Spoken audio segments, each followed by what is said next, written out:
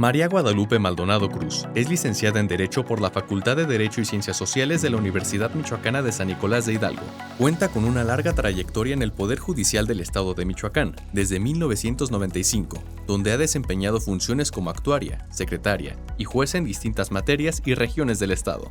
Desde el 2018 y hasta la actualidad, se desempeña como jueza de primera instancia en el Juzgado Cuarto Oral Familiar del Distrito Judicial de Morelia. Cuenta con una amplia experiencia en materia civil y familiar. Ha participado en múltiples cursos y talleres de actualización judicial organizados por el propio Poder Judicial, así como por instituciones nacionales en temas como oralidad, perspectiva de género, argumentación jurídica y mediación. Hola, ¿qué tal? Bienvenidos, bienvenidas a una emisión más del arte de lo bueno y lo justo. Mi nombre es Astrid del Ángel y me da muchísimo gusto compartir este espacio con nuestra invitada de hoy. Ya lo escuchó usted. Ella es la jueza María Guadalupe Maldonado Cruz, quien, tiene 30 años en el Poder Judicial, tiene una experiencia, una trayectoria y un conocimiento del tema que vamos a hablar hoy muy vasto. Así que me da muchísimo gusto darle la bienvenida. Muchas gracias por acompañarnos. Al contrario, muchas gracias por la invitación. Un gusto estar aquí contigo. Pues nuestro tema principal serán las obligaciones alimentarias, un tema muy importante que ha tenido muchos cambios recientemente y que, es uno de los principales motivos por los que las familias, las personas, hombres, mujeres, acuden a los jueces, a las juezas. Pero a mí me gustaría que nos platicara un poquito del panorama, con toda esta trayectoria que tiene usted en tratar asuntos de lo familiar. ¿Cuáles son estos casos, estos temas por los que las personas llegan a requerir la atención de un juez, de una jueza? Pues la dinámica familiar, al ser tan cambiante, circunstancias siempre novedosas, y cuando estamos hablando de familia, estamos hablando de varios integrantes en una familia, por lo menos deben ser 2, pero si a eso le agregamos que las familias suelen ser un poquito más abundantes, son varios aristas los que se toman en cuenta. ¿Y por qué van a un tribunal? Bueno, pues evidentemente porque las familias llegan al conflicto, ¿sí? Y esto implica desacuerdos, implica dificultades para resolver esos conflictos que tienen y que no les permiten llevar una vida cotidiana en armonía y sobre todo satisfaciendo sus necesidades, satisfaciendo sus derechos cuando hay niños, niñas y adolescentes, porque debemos tener una intervención protectora, que padres, madres, abuelos y personas menores de edad, tengan esta plataforma de atención donde sus derechos sean debidamente protegidos, que se analice debidamente que ninguno de los adultos esté vulnerando derechos de niñas, niños y adolescentes, y por eso es que hay un sinfín de problemáticas que nos llevan a un tribunal de lo familiar, a un juzgado de lo familiar. Son distritos muy específicos los que tenemos con jueces especializados únicamente en materia familiar, pero todo el estado tiene jueces que conocen de materia familiar. Entonces, en resumen, ¿qué lleva a la familia al tribunal? El conflicto y la necesidad de resolución. Claro. Y para ustedes abordar estos temas, como ya nos lo mencionaba, muchas veces hay niños, niñas, adolescentes involucrados que quedan en medio de este conflicto. ¿Cómo protegen ustedes, cómo garantizan la protección de los derechos de las niñeces? Una persona juzgadora encargada de un juicio o de un caso iniciado donde están de por medio derechos de niñas, niños y adolescentes, se convierte inmediatamente en un ente protector por obligación dada constitucionalmente, pero también por los tratados internacionales. Entonces, una persona juzgadora, cuando tiene en su conocimiento una problemática de esta naturaleza, debe actuar con toda la amplitud y protección de los derechos humanos, tanto de los niños como de los adultos, pero además con los lentes propios de la protección de la niñez. ¿Por qué? Porque tenemos protocolos de actuación donde debemos de seguir perspectivas específicas. En el caso de los niños, niñas y adolescentes, bueno, este protocolo que ya es un deber ser de cuidados, de protección, donde debemos atender al interés superior de la niñez, donde ellos son sujetos de derechos y no objetos de protección. A un niño, una niña, a un adolescente se les reconoce como un ser humano independiente, ¿sí? Con la autonomía progresiva que va teniendo de acuerdo a su propio desarrollo, y tomando en cuenta todas estas circunstancias, la persona juzgadora pues evidentemente va a desplegar todas las acciones de protección. Por ejemplo, inmediatamente iniciándose un juicio donde está de por medio derechos de niños, hay que decidir quién va a asumir custodia, quién va a pagar los alimentos, quién va a tener la convivencia y cómo va a ser ese régimen, cómo vamos a modular el régimen de convivencia para que tenga esta interacción familiar, porque son sus derechos, es su persona la que está de por medio. Entonces, el juez familiar tiene que analizar todos estos panoramas específicos para tomar decisiones en protección de ellos con esos, insisto, con esos lentes especiales de protección de la niñez, ¿sí? Perspectiva de infancia y adolescencia rige aquí justamente porque así lo establecen los mismos tratados internacionales, y nuestra Constitución, en el artículo 4, ahí establece este deber de la protección de los derechos de la niñez. Claro, como nos dice usted, hay, pues son sujetos, ¿no? Antes se les veía como, pues sí, digamos, alguien que no tiene decisión, que no tiene otra alternativa más que obedecer, ¿no? Estaba, o en muchos casos está a lo que dicen los adultos, pero cada vez más se toma en cuenta todas estas condiciones para un mejor desarrollo de los niños y las niñas. Sí, es muy importante visibilizar los puntos de vista y las opiniones de los niños, las niñas y los adolescentes. Con eso les estamos reconociendo a ellos y todas las personas, todas las que tratan con niños, niñas y adolescentes en el ámbito ya sea jurídico o jurisdiccional, en el administrativo, en la educación, en la familia misma.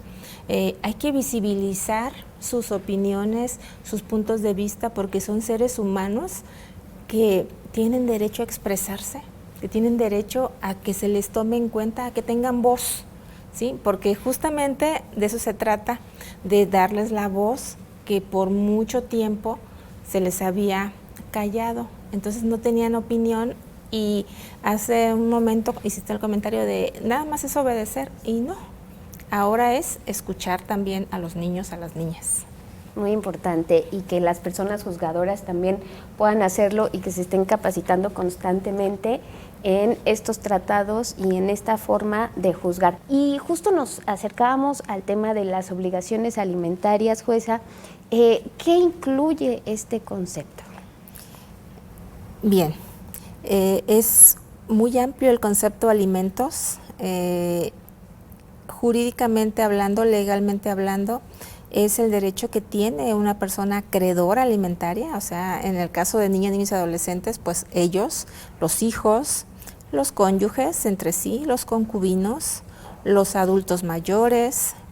Este derecho alimentario implica, en caso de niños, pues tener el recurso económico suficiente para tener comida propiamente dicha, casa, servicios, educación, vestido, calzado, recreación, servicio médico, hospitalario, medicinas, y por supuesto en caso de las mujeres, atenciones por el embarazo y gastos del parto. En cuanto a las personas en estado vulnerable por alguna discapacidad, tienen derecho a todo eso, pero además a que se les dé las terapias necesarias para pues poder superar en la mayor parte posible, pues sí, su situación de la discapacidad. Vamos a pensar que ocupen terapias, que se ocupe además darles una educación integral para que aprendan un arte, para que aprendan un oficio, hacerlos lo más independientes posible, que les permita a ellos o a ellas pues vencer en la mayor forma su situación de la discapacidad, que les pudiera restringir un poquito su libertad a lo mejor de movimiento. O sea, todo esto tiene que atender como un todo. Las personas, niñas, niños y adolescentes, 18 años o bien que aprendan un arte, profesión o oficio, aunque hayan pasado los 18 años, pero los tenemos que dejar. Los padres tenemos el deber de fortalecer a nuestros hijos, formarlos para que lleguen a una vida independiente con esa arte, con esa profesión, con ese oficio, para que ellos puedan allegarse a sus propios recursos. Entonces, esa pensión alimentaria no termina a los 18 años, sino traspasa esa edad para que continúen esa preparación. En cuanto a las personas con discapacidad, pues depende, ¿sí? Porque habrá quien nunca logre, por su condición, ser autosuficiente, y entonces esa obligación alimentaria va a estar ahí, ¿sí? ¿Cómo se inicia un juicio para solicitar estas alimentos? Obligaciones? Mira, solo de alimentos tenemos dos formas. Es por comparecencia, es decir, la persona o las personas que estén en su calidad de acreedoras, que tengan derecho a esos alimentos, pueden comparecer de manera verbal ante la Oficina de Oficialía de Partes y solicitar. En todo el estado hay oficialías de partes, y solicitar turno para que un juez de lo familiar los reciba y les tome su comparecencia, donde van a solicitar esos alimentos. El juez ya les dará indicaciones en caso de que les falte algún documento, alguna información, va a suplir todas esas deficiencias para iniciar la demanda. Y otra forma es hacer esa petición por escrito, con una demanda para iniciar el juicio. En ambos casos, el juez suple deficiencias, ¿sí? Actúa de oficio, porque el derecho alimentario, independientemente de niñas, niños y adolescentes, personas con alguna discapacidad, es el deber del juzgador de actuar oficioso, aunque sean adultos. Y se actúa oficiosamente y se suplen deficiencias para todo el sujeto que está en ese proceso.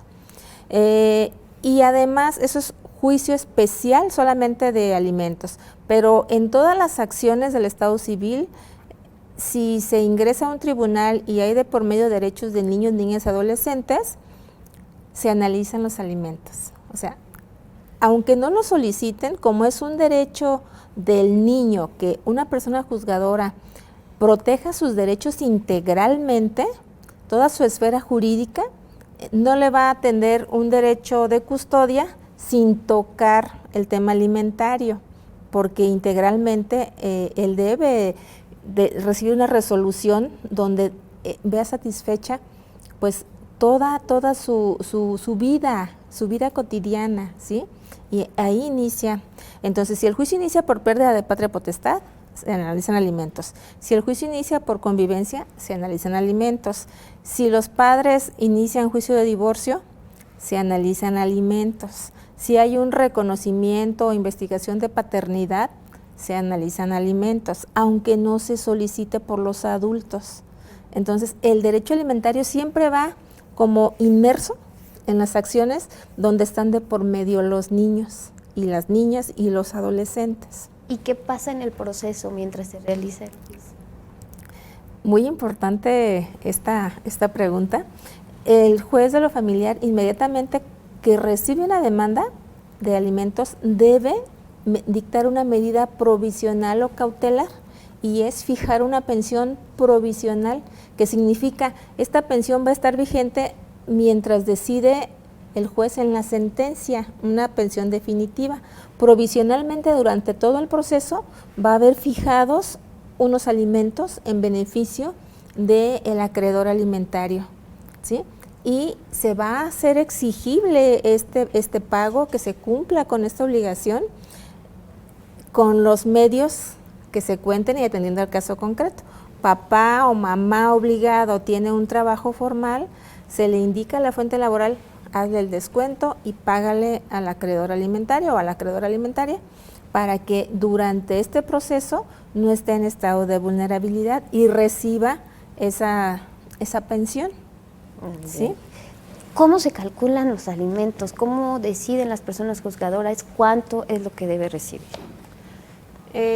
Tenemos bases en la ley, en este caso en el Código Familiar, y establece que tan luego inicia un juicio donde estén de por medio los alimentos, la persona juzgadora, si no tiene mayores pruebas o comprobables los ingresos del obligado, inmediatamente debe fijar una pensión provisional atendiendo al valor de la UMA, eso dice el Código Familiar.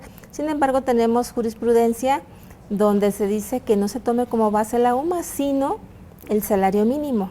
Y con base al salario mínimo, cuando no se conoce absolutamente nada de los ingresos, se fija una pensión con base en salarios, para que los acreedores, atendiendo a esa relación de hechos que te señalan, si van en la escuela particular, si van en la escuela pública, si tienen padecimientos de salud, en donde viven, pagan renta, tienen casa propia, se hace un ajuste y se fija esa pensión para que el acreedor alimentario, bueno, vea satisfecha su necesidad alimentaria inmediatamente. Cuando sí se conoce, cuando dice, pues es que el papá de mis hijos o la mamá de mis hijos trabaja en la Secretaría de Educación, en la empresa Costales y Polietileno, en donde esté trabajando formalmente, inmediatamente se le dice a la fuente laboral, oye, si trabaja ahí, descuéntale tanto, porque además te dicen más o menos cuánto gana.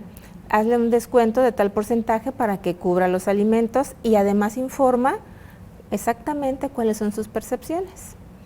Y así es como se va calculando. Para calcular la definitiva, bueno, ya es con base en un principio que se llama proporcionalidad. Durante el proceso llegan todas las pruebas. En qué trabaja cada uno de los padres, qué necesidades tienen los hijos, todo ya evidenciado, y tomando en cuenta toda esta dinámica, se fija la pensión proporcionalmente, de acuerdo a la necesidad, pero también a la capacidad que tiene el obligado alimentario. Esa es la fórmula. ¿Qué pasa cuando el obligado no tiene un empleo formal? ¿Cómo garantizar o qué métodos tienen para que pues sí se pague? Se hacen en salarios, pero también se toma en cuenta desde la edad, que bueno, normalmente decimos, si eres joven, eres productivo, ¿no? Sus talentos, porque hay quien no tiene trabajo formal, pero es buen vendedor, pero sabe hacer cortes de pelo, en fin, cualquier oficio, y cuando hacemos un estudio de trabajo social, conocemos más a fondo con esta metodología de las trabajadoras sociales cuál es la vida cotidiana y cómo es que obtienen esos ingresos, y eso ya revela una capacidad económica que puede servirnos evidentemente para fijar la pensión. ¿Cómo garantizar que sí sean pagados, que sí reciban las infancias estos alimentos? Sí, se fija la pensión, se apercibe a los obligados alimentarios cuando no son empleados formales de que cumplan.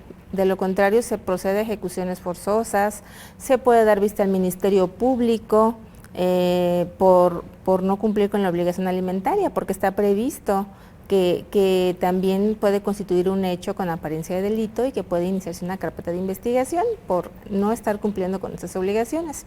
Y tenemos otra medida que ahora debemos dar a conocer y que la gente, sobre todo las personas obligadas y los acreedores, sepan. Está el Registro Nacional de Obligaciones Alimentarias, donde cuando el obligado alimentario se coloca en mora, es una mora de 90 días, que no cumple por 90 días, se le registra en esta plataforma nacional y esto trae restricciones, trae muchas restricciones para el obligado alimentario. Incluso en el estado de Michoacán, hace apenas unas semanas, se hizo toda una reforma de las leyes estatales para poner esas restricciones más. Por ejemplo,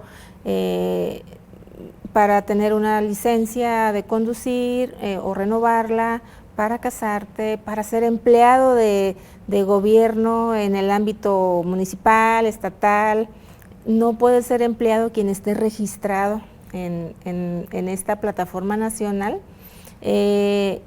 No puedes obtener un pasaporte. Incluso tenemos también como medida el que en caso de esta falta de pago y que haya mucha evidencia de que el obligado puede salir del país, hay que avisar a Migración para que no se le permita la salida. Es ya más amplia esta perspectiva de protección para las infancias y pues para el caso de los alimentos, en que el obligado alimentario pues debe tomar en cuenta todas esas limitaciones y restricciones que van a tener. Pues hay que conocer, hay que usar estos mecanismos, estas herramientas que tenemos en la actualidad. Yo le agradezco muchísimo, jueza, que nos haya acompañado en esta emisión del Arte de lo Bueno y lo Justo. Rapidísimamente, algo que le gustaría agregar, algún mensaje sobre estas responsabilidades.